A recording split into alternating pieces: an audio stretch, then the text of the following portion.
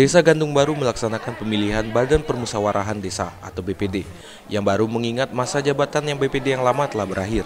Maka pada hari Minggu 27 Juni 2021 dilaksanakan di Balai Desa Gandung Baru. Sedangkan untuk anggota calon BPD yang baru itu sendiri berjumlah 8 orang.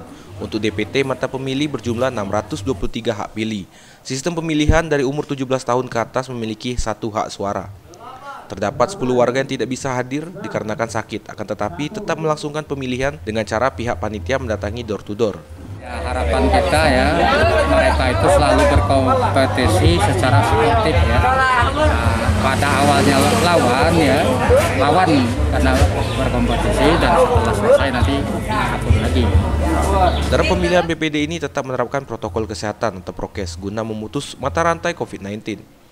Turut hadir dalam kegiatan ini yaitu Kepala Desa Gandung Baru, Babin Kamtibnas, Pendamping Desa, Panitia Pemilihan BPD, Linmas, dan beberapa warga. Dalam hal pemilihan ini masyarakat sangat berantusias. Untuk calon BPD yang dipilih 5 orang, salah satunya adalah perwakilan perempuan. Masyarakat juga berharap setelah terpilihnya BPD yang baru, mampu bersinergi dalam membangun desa yang lebih baik dan maju lagi ke depannya. Sistem pemilihannya secara langsung seluruh warga Desa Gandung Baru memilih, tidak perwakilan dari kakak. Dari lokasi, Widya Susanti, Lebong TV, melapor.